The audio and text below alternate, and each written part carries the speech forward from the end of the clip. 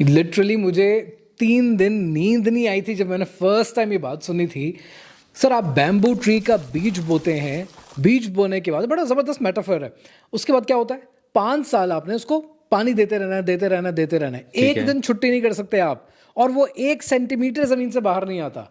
यानी लिटरली सोचो, इमेजिन करो आप मेहनत कर रहे हो, मेहनत कर रहे हो, आपको कुछ नजर नहीं आ रहा। 5 साल हो गए, कोई रिजल्ट नहीं है। लेकिन 5 साल के बाद क्या होता है, अगले 9 हफ्ते के अंदर वो 90 फुट जमीन से ग्रो करता है। That's the beauty. क्या बैम्बू के उस ट्री को ग्रो करने के लिए उस दरख्त को 9 हफ्ते लगे? नहीं, उसको 5 साल 9 हफ्ते लगे हैं। कितने ऐसे लोग होते हैं सर जो गिव अप कर देते हैं कि यार मैं कर रहा हूं, कुछ नजर तो आ नहीं रहा, कुछ मिल तो रहा नहीं है, बंद करो।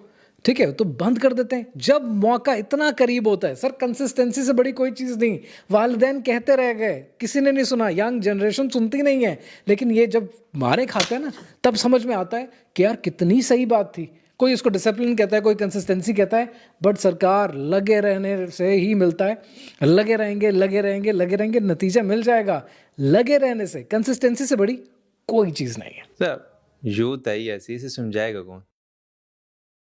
लिटरली मुझे 3 दिन नींद नहीं आई थी जब मैंने फर्स्ट टाइम ये बात सुनी थी।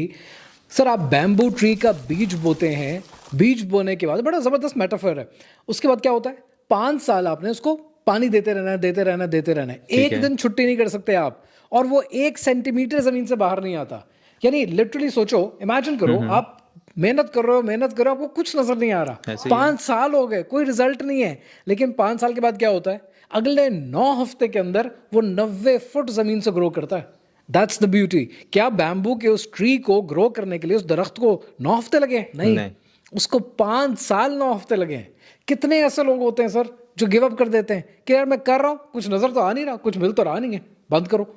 ठीक है, तो बंद कर देते हैं जब मौका इतना करीब होता है। सर कंसिस्टेंसी से बड़ी कोई चीज़ नहीं।